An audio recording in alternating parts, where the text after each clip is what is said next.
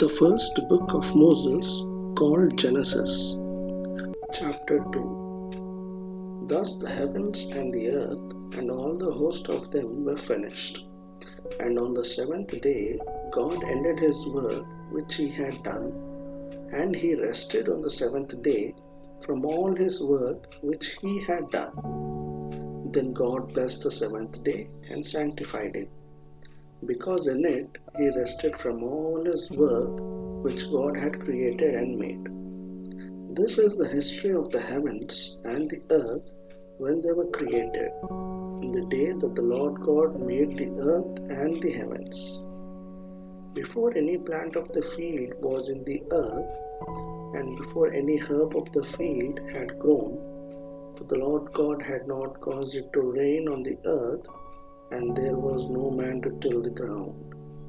But a mist went up from the earth and watered the whole face of the ground. And the Lord God formed man of the dust of the ground, and breathed into his nostrils the breath of life, and man became a living being. Life in God's garden. The Lord God planted a garden eastward in Eden, and there he put the man whom he had formed.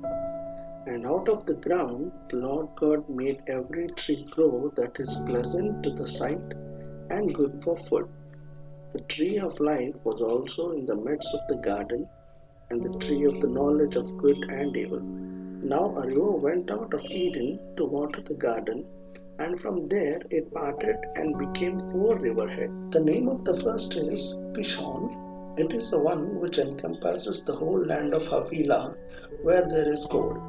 And the gold of the land is good. Bdellium and the onyx stones are there. The name of the second river is Gihon. It is the one which encompasses the whole land of Cush. The name of the third river is Hiddekel. It is the one which goes toward the east of Assyria, the fourth river in the Euphrates. Then the Lord God took the man and put him in the garden of Eden to tend and keep it. And the Lord God commanded the man, saying, Of every tree of the garden you may freely eat, but of the tree of the knowledge of good and evil you shall not eat, for in the day that you eat of it you shall surely die. And the Lord God said, It is not good that man should be alone. I will make him a helper comparable to him. Out of the ground the Lord God formed every beast of the field and every bird of the air, and brought them to Adam to see what he would call them. And whatever Adam called each living creature, that was its name. So Adam gave names to all cattle, to the birds of the air, and to every beast of the field. But for Adam there was not found a helper comparable to him. And the Lord God caused a deep sleep to fall on Adam, and he slept.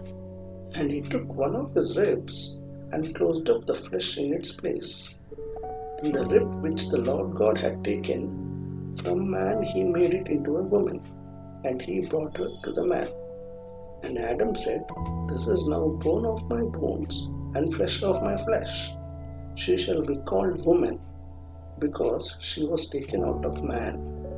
Therefore a man shall leave his father and mother, and be joined to his wife, and they shall become one flesh.